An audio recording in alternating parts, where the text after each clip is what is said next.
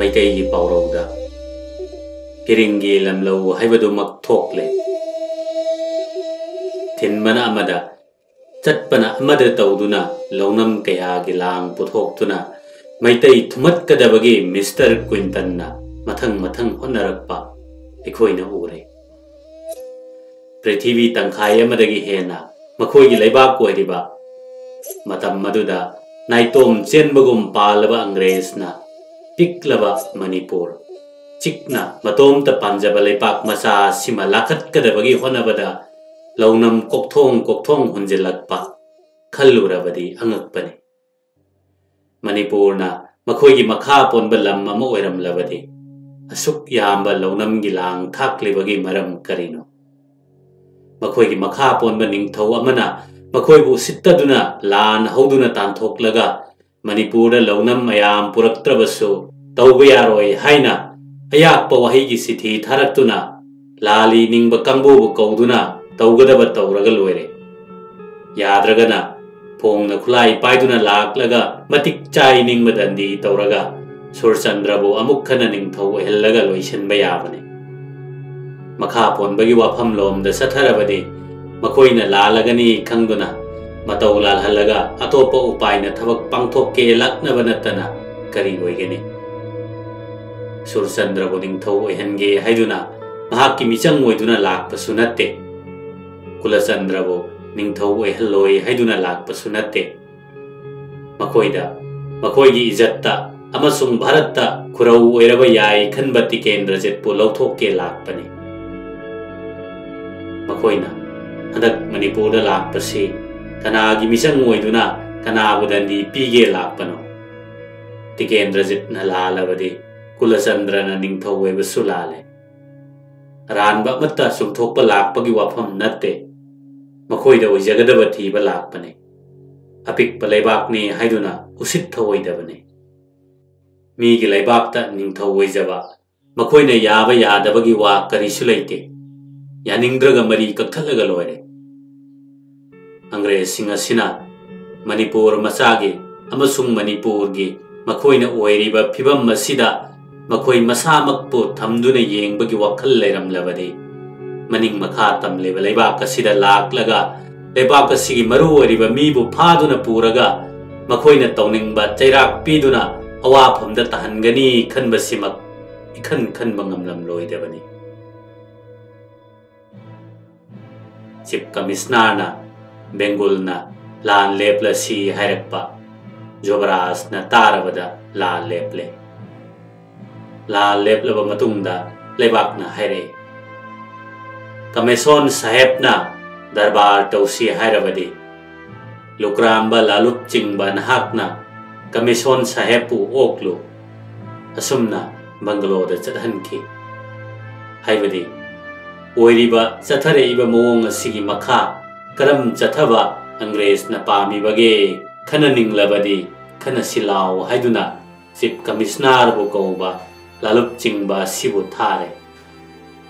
konung lomdagi Jobaras na singba manawai bungo ahum amasung leibaki maroi ba ngam mathau pomba tenduna leire Chief Commissioner na Bengal na makoi changake hairakpada changu haina paukum pire paukum asi phanglabada Chief Commissioner na Lieutenant Colonel Skin Mr. Greenwood Mr. Cousins amasung Mr. Simpson ga Bengal khongba maga makoi taruk asi changlakle Angrez singna thunglarabada manawai bungo Jobaras na chingduna maitai yangamba singa Angrez ka darbar tawduna wa khanaki Darbarda Chief Commissioner na haiba wa taraga manawai bungo Jobaras na khumai Saheb na khoibo maitai ai khoina thajaba leitre Nahan so Pegari piu salage haijenaraga ahingda nongmai kaptuna nupi na hayam na sire aibo hatke tawbani nakoige sarkar aside Bizar chumde miname dharma leite ngasi nakhoi da tawbadi ningthau na chingba leipak pona mak hatke tawbani ngamdabadagi tokpani nongpok thangba chingnang khongnangda mai thare nakhoina hariba sidi lan tauge haibani aikhoi thajaba leite Jobraj ki paukhum tare paukhum asida aranba ahenba haijinba amatta su yaude pumnamak makhoi gi sajatna puthokchaba wafamda makhoi da onsinduna haibani makoina Jobraj ki mangnaba tawbani hatke tawbani haiba karisu henjinba wa yaude leibak ningthau manghange thorang bani haibada kari lali hainingai le nupi angang hale lan yaudaba khulai paidaba khulakta haijinduna mara leijadraba sing mayum makai thare leipak thugaige ningthau manghange tawbanatana kari tawbani hainingai leiri aduna makoina taisinarasi phanarasi hairiba matam phangnaba machak ngainaba haijinba masana malabani matam madu phawda Manipurna Angrez ta kaiba mata chatri Quinton na Manipurda lakpada matik chaman mamawong da okli darbar taw sikawi taw bide ikaiba piduna mapanda ngaiduna thamme ras yenge hayeng chalagani haire yengna basille begari supiu haire pire makoi gi chatphamna konungda oirame ahingda huran bagum huran lanada lona laktuna Jobraj ki sangai da nongmai kapsille nupi angang hale mi gi dharmada laisangda laida chat pahuna da balam chat chatle mathangda leptana konungda nongmai kapsille ngamlaktraba matamda mi gi chaina ayak pa phanglaga lan tokla si haire tokle asi phawda maitai na kariya kaiba mi na tabada chumde haiba yaba wafam karamba yauri hojiksu amuk taisinarabani haiduna harau harau taunari horen hayeng atopa amuk tawrakloi haibagi thajaba yaba khudam ningthinungaina leite aduna Jobraj na hairakliba wa kakningai leitaba achumba masana taba ngaktani Angrezna makhoi lan tawraroi phanarasi haina taksilaklabada Jobraj ka thangal mejargana khomi lan toklage hairabadi Sahib ki nongmaina chingba thang ta pumnamak aikhoi gi siphai chattuna ngamna lohhaluge konungda thamse amatta manghaloi pisar loraga ngamnamak lowjakho Sahib ka loinarakpa Bengal su halhan kho Sahib ti konungda leikho nakhoi mangaga aikhoi gi phamina si aikhoi gi midi chamarom sire wa sitaraga Angrez na khumki aikhoi kusukulai pithoktuna konungda thambadi haunade nakhoina thokpa taw nakalani gi awaya khum khanaduna yengba yai Angrez ka maitai ga khulai thoknariba thodokasi haibadi lana si maitai na hobanatte la leplasi haibasu maitai na haibanatte phibam charaktra khudong thiraduna lan chathaba yabagi mawong oiraktrabada amasung lan toktaba yaraktrabada Angrez na hairakpani thokkiba irang pumba Quintondagi tholakpa ngaktane matam madu phawbada Manipur romdadi lan chathaba ngamdabagi mawong karimata leitre Angrez na toksi haijare aduna lan toktuna lepa si phawbatane aduga lan tokla si hairabadi achumara nama leptriba phawba kuzukhulai pumnamak konungda thamkisi amatta manghaloi si haibada ka henba haiba haunadaba amatta yaude khulai ge mayaina Angrez na karamba launam mamathiraga akaiba muk tawrakhigadage chingnafam thoi khulai munge lan ngamle khomage haibanate sizinadana punna thamsi haibani makoina karisu tawroi haibagi kudam piu haibadani lan ngambana ngamdabada apamba taw haina tawhanba lan gi niyomni Manipurna hojik phawba Angrez ki izat ngakli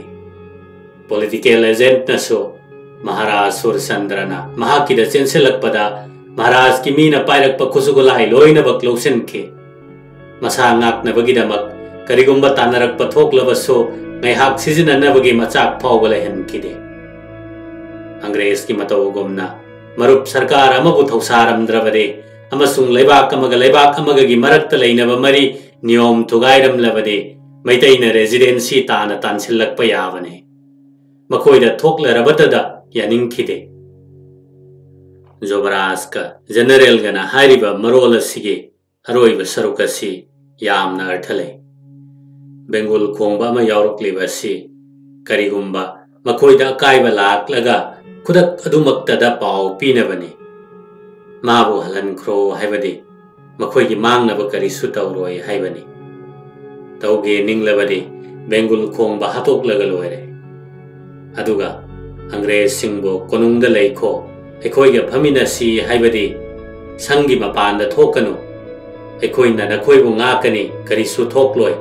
ꯆꯠꯈꯤꯅꯨ ꯅꯠꯇ꯭ꯔꯒ ꯃꯄꯥꯟ ꯊꯣꯛꯈꯤꯅꯨ ꯍꯥꯏꯕꯅ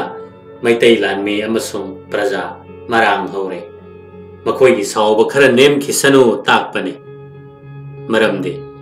ꯃꯔꯥ ꯂꯩꯖꯗꯕ ꯅꯨꯄꯤ ꯅꯍꯥ ꯌꯥꯎꯅ ꯃꯤ 100 ꯃꯈꯣꯏꯅ ꯍꯥꯠꯄꯒꯤꯗꯃꯛ ꯃꯩꯇꯩꯅ ꯀꯟꯅ ꯁꯥꯎꯔꯤ꯫ ꯑꯗꯨꯅ ꯁꯥꯎꯕ ꯈꯔ ꯅꯦꯝꯈꯤꯁꯅꯨ ꯇꯥꯛꯄꯅꯤ꯫ ꯃꯈꯣꯏꯒꯤ ꯐꯅꯕ ꯑꯀꯥꯏꯕ ꯊꯣꯛꯇꯅꯕ ꯖꯣꯕꯔꯥꯖꯅ ꯍꯥꯏꯕꯅꯤ꯫ ꯑꯗꯨꯕꯨ ꯐꯅꯕ ꯍꯥꯏꯕ ꯄꯨꯝꯅꯃꯛ ꯀ꯭ꯋꯤꯟꯇꯟꯅ ꯇꯥꯛꯈꯤꯗꯦ꯫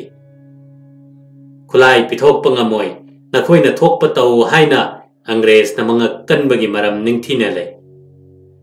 ꯈꯨꯠꯂꯥꯏ ꯃꯨꯟꯗꯨꯅ ꯅꯝꯗꯨꯅ ꯂꯧꯈ꯭ꯔꯕꯗꯤ ꯂꯧꯈ꯭ꯔꯦ, ꯑꯗꯨ ꯅꯠꯇꯅ ꯁꯦ ꯂꯥꯟꯊꯣꯛꯄꯗꯤ ꯃꯈꯣꯏꯒꯤ ꯌꯥꯝꯅ ꯑꯀꯥꯏꯕꯅꯤ꯫ ꯈꯨꯠꯂꯥꯏ ꯄꯤꯊꯣꯛꯂꯒꯦ ꯍꯥꯏꯅ ꯌꯥꯅꯗꯨꯅ ꯄꯤꯔꯒ ꯃꯈꯣꯏꯕꯨ ꯉꯝꯕ ꯃꯊꯛ ꯊꯣꯡꯕ ꯀꯥꯡꯕꯨꯅ ꯄꯤꯔꯛꯀꯗꯕ ꯗꯟꯗꯤ ꯃꯨꯟꯅ ꯈꯪꯖꯔꯕꯅꯤ꯫ ꯃꯇꯝ ꯑꯗꯨꯗ ꯑꯪꯒ꯭ꯔꯦꯖꯀꯤ ꯃꯄꯥꯡꯒꯜꯅ ꯑꯣꯏꯔꯤꯕ ꯐꯤꯚꯝ ꯈꯜꯂꯨꯔꯒ ꯌꯦꯛꯅꯕꯗ ꯑꯗꯨꯒꯤꯁꯨ ꯃꯊꯛꯇ ꯃꯅꯤꯄꯨꯔꯒꯨꯝꯕ ꯄꯤꯛꯂꯕ ꯄꯥꯡꯒꯜꯗ ꯈꯨꯠꯂꯥꯏ ꯁꯤꯟꯅꯊꯣꯛꯄ ꯃꯈꯣꯏꯒꯤ ꯌꯥꯝꯅ ꯆꯣꯞꯄ ꯃꯑꯣꯡꯅꯤ꯫ ꯑꯗꯨꯕꯨ ꯃꯇꯝ ꯑꯗꯨꯗ ꯊꯣꯛꯂꯤꯕ ꯀꯟꯅꯕ ꯍꯣꯠꯅꯕꯁꯨ ꯑꯆꯨꯝꯕ ꯑꯃꯅꯤ꯫ ꯃꯈꯣꯏꯒꯤ ꯑꯣꯏꯔꯤꯕ ꯈꯨꯗꯛ ꯑꯗꯨꯒꯤ ꯐꯤꯚꯝ ꯈꯜꯂꯒ ꯑꯃꯁꯨꯡ ꯃꯅꯤꯄꯨꯔꯕꯨ ꯂꯩꯕꯥꯛ ꯑꯃꯅꯤ, ꯃꯅꯤꯄꯨꯔꯒꯤ ꯃꯤꯕꯨ ꯖꯥꯇꯤ ꯑꯃꯅꯤ ꯅꯤꯡꯁꯤꯡꯂꯝꯂꯒ ꯖꯦꯅꯔꯦꯜ ꯑꯃꯁꯨꯡ ꯖꯣꯕꯔꯥꯖꯅ ꯄꯥꯝꯕ ꯃꯑꯣꯡ ꯑꯁꯤꯗ ꯋꯥ ꯂꯣꯏꯅꯕ ꯄꯪꯀꯥꯏ ꯀꯥꯏꯕ ꯅꯠꯇꯦ꯫ ꯃꯈꯣꯏꯒꯤ ꯂꯥꯟꯒꯤ ꯐꯤꯚꯝ ꯐꯠꯂꯛꯇꯕ ꯃꯇꯝꯗ ꯀꯔꯤ ꯇꯧꯔꯒ ꯃꯈꯣꯏꯒꯤ ꯃꯊꯛꯇ ꯅꯣꯡꯃꯩ ꯀꯥꯞꯄ ꯇꯣꯛꯀꯗꯒꯦ ꯍꯥꯏꯅ ꯀ꯭ꯋꯤꯟꯇꯟꯅ ꯆꯤꯊꯤ ꯏꯈꯤ꯫ ꯂꯥꯟ ꯂꯦꯞꯂꯁꯤ ꯍꯥꯏꯔꯕꯗꯤ ꯈꯨꯠꯂꯥꯏ ꯄꯨꯟꯅ ꯊꯝꯁꯤ ꯍꯥꯏꯕꯗ ꯍꯩꯃꯟꯕ ꯅꯠꯇꯦ꯫ ꯂꯥꯟ ꯇꯣꯛꯂꯁꯤ, ꯅꯣꯡꯃꯩ ꯀꯥꯞꯅꯔꯅꯨꯁꯤ ꯍꯥꯏꯔꯕꯗꯤ ꯈꯨꯠꯂꯥꯏ ꯄꯤꯊꯣꯛꯇꯨꯅ ꯄꯨꯟꯅ ꯊꯝꯕꯁꯨ ꯊꯣꯏꯅ ꯑꯀꯥꯏꯕ ꯂꯩꯔꯣꯏ꯫ ꯀꯔꯤ ꯇꯧꯔꯒ ꯇꯣꯛꯀꯗꯒꯦ ꯍꯥꯏꯕꯗ ꯑꯄꯥꯝꯕ ꯑꯗꯨ ꯇꯧꯔꯒꯦ, ꯂꯥꯟ ꯇꯣꯛꯂꯁꯤ ꯍꯥꯏꯕꯒꯤ ꯑꯔꯊ ꯑꯃ ꯌꯥꯎꯔꯤ꯫ ꯂꯥꯟ ꯂꯦꯞꯁꯤ ꯍꯥꯏꯔꯛꯇꯅ ꯃꯈꯣꯏꯗ ꯑꯩꯈꯣꯏꯅ ꯍꯥꯏꯖꯕ ꯍꯧꯅꯗꯦ ꯍꯥꯏꯗꯨꯅ ꯁꯤꯕ ꯐꯥꯎꯕ ꯁꯣꯛꯅꯔꯝꯂꯕꯗꯤ ꯑꯃꯔꯣꯝꯗ ꯐꯅ ꯐꯖꯅ ꯊꯣꯛꯂꯝꯒꯅꯤ꯫ ꯂꯥꯟ ꯑꯁꯤ ꯂꯦꯞꯅꯗꯗꯨꯅ ꯅꯠꯇ꯭ꯔꯒ ꯂꯦꯞꯁꯤ ꯍꯥꯏꯕ ꯌꯥꯅꯗ꯭ꯔꯗꯨꯅ ꯃꯩꯇꯩꯅ ꯇꯛꯁꯤꯜꯂꯛꯇꯨꯅ ꯈꯨꯖꯨ ꯈꯨꯠꯂꯥꯏ ꯅꯝꯗꯨꯅ ꯃꯨꯜꯂꯝꯂꯕꯗꯤ ꯐꯤꯚꯝ ꯑꯁꯤ ꯑꯗꯨꯝ ꯃꯇꯥꯔꯝꯒꯅꯤ꯫ ꯃꯁꯤ ꯑꯣꯏꯊꯣꯛꯇꯕ ꯅꯠꯇꯦ, ꯑꯣꯏꯕ ꯌꯥꯅ ꯂꯩꯔꯝꯂꯕꯅꯤ꯫ ꯖꯣꯕꯔꯥꯖ ꯑꯃꯁꯨꯡ ꯖꯦꯅꯔꯦꯜꯒꯤ ꯋꯥꯗ ꯌꯥꯅꯔꯝꯂꯕꯗꯤ ꯂꯤꯟꯁꯨ ꯁꯤꯕ, ꯆꯩꯁꯨꯁꯨ ꯇꯦꯛꯇꯕ ꯇꯥꯗꯨꯅ ꯑꯃꯒꯤꯁꯨ ꯀꯥꯏꯗꯕ ꯑꯃꯁꯨꯡ ꯍꯥꯏꯅꯅꯤꯡꯕ ꯋꯥ ꯀꯌꯥꯁꯨ ꯃꯇꯨꯡꯗ ꯍꯥꯏꯅꯅꯤꯡꯉꯥꯏ ꯂꯩꯔꯝꯒꯗꯕꯅꯤ꯫ ꯀ꯭ꯋꯤꯟꯇꯟꯅ ꯃꯔꯥꯏꯕꯛ ꯊꯤꯕꯒ ꯃꯅꯤꯄꯨꯔꯅ ꯃꯔꯥꯏꯕꯛ ꯆꯥꯏꯊꯔꯛꯄꯒ ꯃꯇꯝ ꯑꯃꯠꯇꯗ ꯃꯐꯝ ꯑꯃꯠꯇꯗ ꯇꯤꯟꯅꯗꯨꯅ ꯀ꯭ꯋꯤꯟꯇꯟꯁꯨ ꯃꯇꯝ ꯆꯥꯗꯅ ꯊꯋꯥꯏ ꯃꯥꯡꯈꯤ꯫ ꯃꯅꯤꯄꯨꯔꯒꯤ ꯂꯥꯏꯕꯛꯁꯨ ꯅꯨꯃꯤꯠ ꯇꯥꯈꯤ꯫ ꯃꯍꯥꯛꯀꯤ ꯍꯟꯗꯛꯀꯤ ꯈꯣꯡꯐꯝ ꯑꯁꯤꯗ ꯀ꯭ꯋꯤꯟꯇꯟꯅ ꯃꯊ꯭ꯋꯥꯏ ꯃꯥꯡꯗꯅ ꯀꯔꯤꯒꯨꯝꯕ ꯍꯜꯂꯝꯂꯕꯗꯤ ꯃꯍꯥꯛꯅ ꯍꯧꯅꯗꯕ ꯑꯀꯥꯏꯕ ꯃꯌꯥꯝ ꯑꯃ ꯇꯧꯈꯤꯕ, ꯁꯥꯡꯅ ꯎꯕꯒꯤ ꯄꯥꯡꯒꯜ ꯋꯥꯠꯇꯨꯅ ꯁꯣꯏꯈꯤꯕ ꯃꯌꯥꯝ ꯑꯁꯤꯒꯤ ꯑꯃꯁꯨꯡ ꯑꯪꯒ꯭ꯔꯦꯖ ꯄꯥꯡꯒꯜꯅ ꯃꯍꯥꯛꯀꯤ ꯃꯔꯥꯜꯗꯒꯤ ꯆꯣꯞꯄ ꯅꯪꯍꯟꯕꯒꯤꯗꯃꯛ ꯑꯀꯟꯕ ꯆꯩꯔꯥꯛ ꯃꯍꯥꯛꯀꯤ ꯃꯊꯛꯇ ꯂꯧꯔꯝꯃꯣꯏ ꯍꯥꯏꯅꯤꯡꯉꯥꯏ ꯂꯩꯇꯦ꯫ ꯃꯔꯥꯏꯕꯛ ꯊꯤꯗꯨꯅ ꯃꯍꯥꯛꯅ ꯊꯋꯥꯏ ꯃꯥꯡꯈꯤꯕ ꯑꯃꯁꯨꯡ ꯃꯍꯥꯛꯀ ꯂꯣꯏꯅꯕ ꯀꯥꯡꯕꯨꯁꯨ ꯌꯥꯎꯈꯤꯕ ꯑꯁꯤꯅ ꯃꯅꯤꯄꯨꯔꯅ ꯀꯥ ꯍꯦꯟꯕ ꯇꯥꯍꯟꯗꯨꯅ ꯃꯍꯥꯛꯀꯤ ꯃꯔꯥꯜ ꯄꯨꯝꯕ ꯀꯣꯛꯈ꯭ꯔꯒ ꯃꯩꯇꯩꯕꯨ ꯄꯨꯝꯂꯥꯜ ꯂꯥꯜꯍꯟꯈꯤꯕꯅꯤ꯫ ꯀꯨꯝꯕꯥꯕꯒꯤ ꯃꯔꯣꯜ ꯏꯈꯠꯂꯝꯃꯤꯕ ꯃꯩ ꯑꯁꯤ ꯄꯥꯔꯒ ꯑꯪꯒ꯭ꯔꯦꯖ ꯐꯝꯅꯥꯏꯕ ꯃꯤꯁꯇꯔ ꯀ꯭ꯋꯤꯟꯇꯟꯅ ꯈꯨꯖꯨ ꯈꯨꯠꯂꯥꯏ ꯄꯤꯊꯣꯛꯄ ꯍꯧꯅꯗꯦ, ꯅꯈꯣꯏꯅ ꯊꯣꯛꯄ ꯇꯧ ꯍꯦꯛ ꯍꯥꯏꯕꯒ ꯑꯪꯒ꯭ꯔꯦꯖ 5ꯒ ꯕꯦꯡꯒꯨꯟ ꯈꯣꯡꯕ ꯑꯗꯨꯒ 6ꯃꯛ ꯑꯗꯨꯃꯛ ꯂꯣꯏꯁꯤꯟꯈꯤꯕꯒꯨꯝ ꯇꯧꯔꯦ꯫ नखोइना थोकप तौ हाइबगा थंगनना मनाव इबुंगो जुबराज कांगबम मेजर अनीना हाये साहेब मंगा पेंगुन खोंबगा तरुक कुत्रा ममांगदा हाले हाइना पानखतलमे अनि असिगी मनुंगदा थोखिबा तौनखिबा पुमनमक इखतलमददुना अनि असि हेक्ता थंगनबगुम तौखिबने अवैबमक्ति मदु नत्ते कुंबाबगी समजिनगनबा सिदगी अर्थ लौबा वाबा यामना थोई नाकलनी वांगांगनरब मतुंगदा यानद्रदुना अंग्रेज सिंहबु दरबार संगद थमु हाइना थमलगा जोबराज सत्खिदुना लानगिदमक सेम सादुना लैरिबा येंगै मरकसिदा अंग्रेज सिंहना मपानदा थोलक्तुना सत्नबगी तौरुबा अमसुंग कया उसित्तबगी मोंग उद्लुबा मतम मदुदा तिल्लिबा सिफाइना चिंगबा कांगबु अमुक्का हेना साउनिंगबा पीबदगी कजाउना साउदुना ताना थिंदुना मिस्टर ग्रेमुट पोहातखि अदुगा सिमसन सुसोखि जोबराज न सेलक्तुना मियाम तनखाइरगा हिंगलिबा अंग्रेज सिंहबु दरबार पुसिंदुना मखोइबु ngak senaba santri thanami वांगांगनबा हेक लोइबगा हाटपगी हुकुम पीदुना खुदक अदुमक्तदा हाटखिबा नत्ते हाटपगी हुकुम असि जोबराज का थंगाल जनरल गा अनिमकना पुन्ना पीबगुम कुंबाबगी मरोलदगी उरे मरमदे मनाव इबुंगो जोबराज कांगबम मेजर अनीना हाये हाइना पानखतलम्बा सिना अनिमकना पीबा हुकुमनी हाइना लौबा तारे जनरल थंगालना अंग्रेज हानबा हुकुम पीबा ngamde जोबराज न ngame अमसुंग जोबराज न यारबनी हाइदुना लेमहौरिबा कांगबु अदुबो हाटपनी हाइना इनबगी मरोलसु बिसारगी मतांगदा लाखिगनी अदुगा ग्रेमुट हाटपगी मतिक चाबा दंदी तौगनी हाइना जोबराज न लाउथोकलम्बगी वासु लाखिगनी कुंबाबसु मतम मदुदा हाइनबगी मवोंगदा अदुमक समना इखतलम्बनी निंगे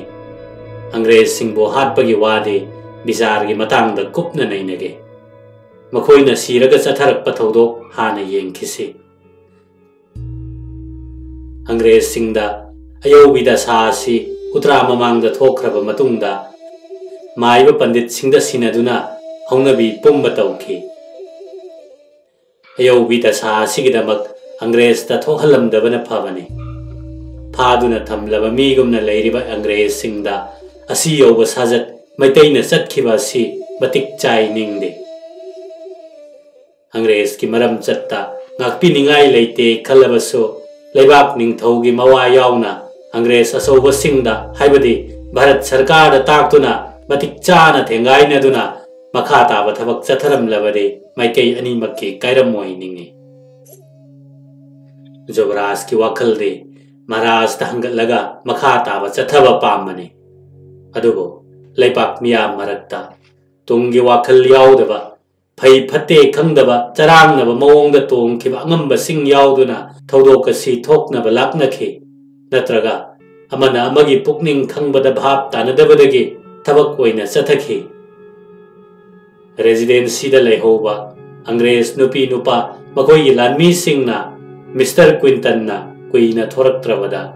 मखोई फिबम करी वैख्रबगे खंगदना अमसुंग मखोइबु कनगे मरम खंगे हाइबगी वाखल याउदना मथवाई कन्नबगिदमक चेनखि मसिसु पांगद्रब वाखलगे लमचतनी नुपी अंगांग असोकना याउरिबा सिंहना चतख्रबसु खुलाई पाइबा सिपाही सिंह लैना लैना लानमीगी फमनाइबा अंग्रेज रेजिडेंसी दा लेहोबा सिंहना कोनुंगदा चतखिबा मखोई असोबा सिंहबु कन्नबा वाखल अमत्ता खंदना अखोई हिंगलगा लोइरे खंदुना चेनखिबाबु पांगदबने हाइदना करी हाइगने करी थोखरबगे हाइबगी पाउ तम्मुनबा मसाक अमतसु याउदना चेनखि मखोइदे कोइरेंग जोबराजतगी यामना हेना लालबने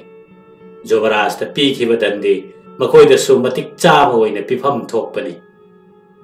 असुम तौना रेजिडेंसी की मी पुमनमक चेनख्रबा मतुंगदा मफम मदुगी युम मैतैना मै थादोखि चैखाइनिंगबा मखै चैखाइखि असुमना मथवाई मांगखिबना मांगखि चेनखिबना चेनखि तौरबा मतुंगदा मैतै तेंगोल मचा मचा मतिक चाइनिंगबलु चिंगबगी मखादा माइकै मरिमक्ता लान तानबा थारे नोंचुप लोमदा लैतान मेजोरना सिफाई चामा पुदुना चले अवांगलोमदा लाइस्रबा मेजर सो सिफाई चामग चली नोंपोकलोमदना यंखोइबा मेजरना माइकई असोमदा अंग्रेज अमना सिफाई खरग चेनखिबा तानबा तेंगनौपल फाव चली पलेमदा सुबेदार अमगी मखादा सिफाई चहुमलोम थना फमदुना लेबा थौदोक असि तहौददुना अंग्रेज सिंगना लाकपा चेलकपनी खनखिदे हाना हानगी मवोंगदा खंदुना लेबदा मखोइना इराई लाइना सुबेदार असांगबगा जमींदार मबियागा लोइनना मी मंगा फादुना पोखी लांगथेंदगिसु निपा यांखई बेगारी ओइना फादुना पोखी मखारोमदना मनाओइबुंगो सेनापतिगा थंगालगा सिफाई चामा पुदुना चेनखिबा सिंग ताने यौयांगतेक फावब यौरुरगा लमांगदोंगदा हलक्तुना लेइरे मफम असिदा जोबराजसु मी मरीगा लोइनना यौरे लंबी असोमदा इंग्रेज की मरुओइबा सरुकना चेनफम थोकपा माइकईने अदुना जोबराज मसामक लाक्तुना वा तानरबा ngangnaraba matungda जोबराजना पिरंबा याथंगदे अंग्रेज न लेप्तुना लान थेंगनगे खंदना चेनख्रबदि थुना कोनुंगदा हलौ नतदुना करिगुंबा मखोइना तेंगोल सादुना लेरबदि मांगी तेंगोल थादुना कसार फाव तांथोखो मदुदा तेंगोल यामदे मतिक चादे खलबसु थुना पाव पिरौ मतिक चाना तेंगोल पिरकनी हाइना ताकपिरमे मखारोंगी लांदि लेइत्रे चेनखिबा कंबु मयांग लेबाक ताखरे हाइदुना कोनुमलोमदा कारकले नोंपोकलोमददि लान काखलक्तुना अथोपमदा तेंगोल सादुना लेइरे हाइबा पाव लाक्लदुना सेनापतिना सिफाई चहुमगा बैपाक सना वांकैराकपा दोलाइरोय हंजबा हौजौ सनाया स्कूल लाकपा अमसुंग सोंगथा मया पुरेन मेजर गलोइनदुना लान सानखि अवारोमदगी यामना थुना तखलइबा तेंगोल असि कैप्टन ग्रांटना मणिपुर की पाव तादुना करई हाइबा दुगा मरी लेनगने माइकई अतैददि अमा हलै अमना मुक लांजा हली तौदुना होनबदा लान लेते हाइबदि असोमदगी चेनखिबसु कारकपसु लेते हाइना हनरखि मरक असिदा मैतैगी खुलक इरक्तगी फाबा अंग्रेज की सिफाई यांखै माथोय हादोक्ता थंबा महाराजना थादोक पीखि मखोइना लंबीदा सिजिननबगिदमक लुपा मंगा मंगा पिबिखि नोंपोक की लान असिदे मैतैदगी चेनखिबा कांगबुगा ब्रह्मारोमदा पावसी फंगदुना अयाबा मखै कलुरगे खंदुना लाकपा कांगबुगा पुंदुना सारकपा तेंगोलने सेनापतिना लेलोंगदा ngaktuna लेइरे मांगदना हरोंग थोंगदा चोंगथा मेजरगा लान थेंगनरे अंग्रेजना चोंगथागी तेंगोल तकथोरकले मी कुनमुक्सु सिरे पाव सीताबदा लेबाक खरा लांगतकने लानगी फिबमना सुमना ओइरक्लबदा सेनापतिना मतम अफब येंगदुना नुमिदांग वाइरम पुंग तरुक ताब मतमदा जत्रा तौरक्तुना थौबाल कैथेलदा तेंगोल साररे लानगी रांग असि उबदा नुपी अंगांग कायदुना चेने Maisnam कैरुंगबगा Narengbam लालुप चिंगबगा अनीना Thoubal तोमजिंगदा नोंमै अचौबा पुखत्तुना येक्नबगा कापनरे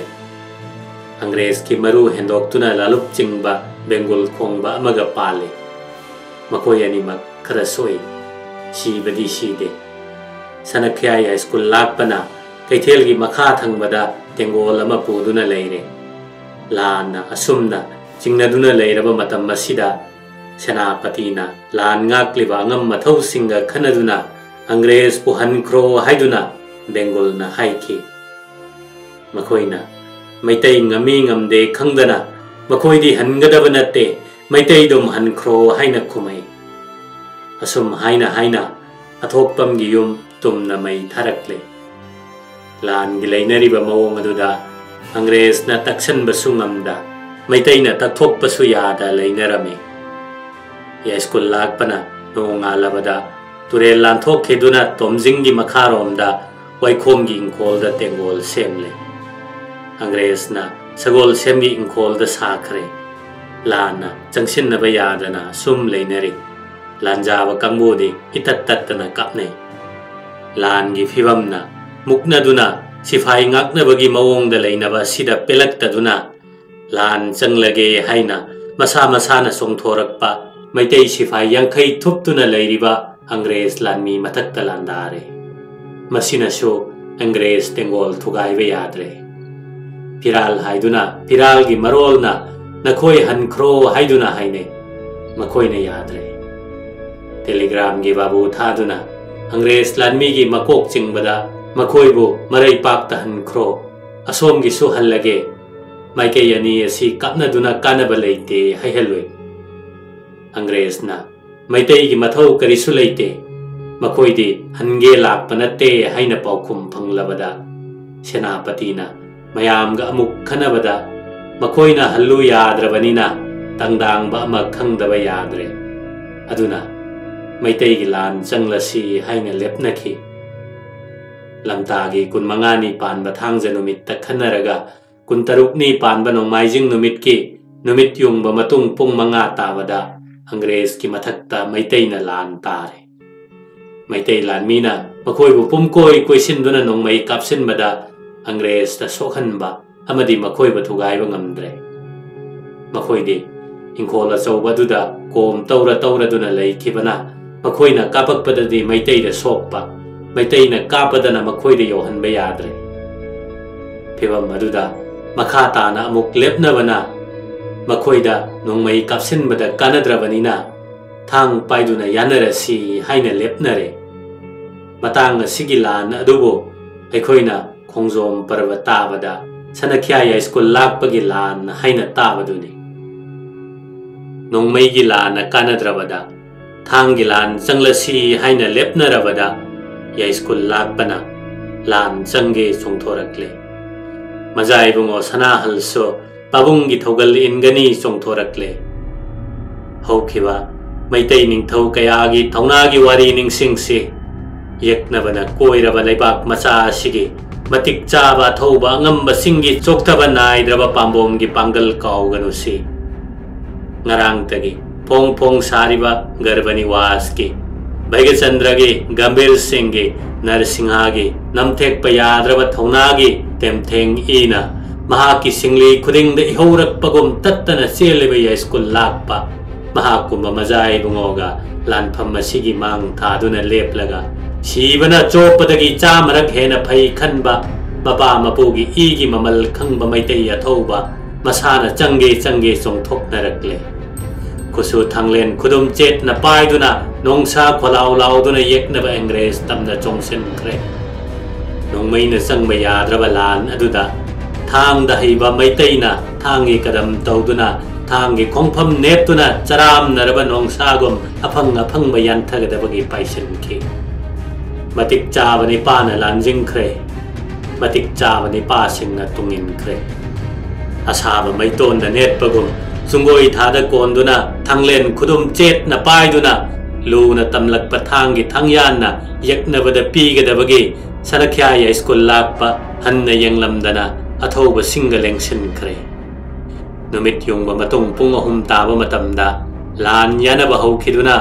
angres ahumga ya school lakpaga mazai bungoga haktheng na khiduna sanakhya ani mak numit saithakraba matamda angres ahum maduga nonga khi numit adugi lan aduso numit tarak laduna tengol mafam da hanjin nakhi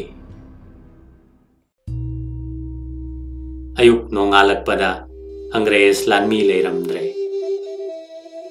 makha thoina satharu batawdana yakna basat khre haibada peladuna senapati konung lomda halakhi nongpok nataba maike yatai dadi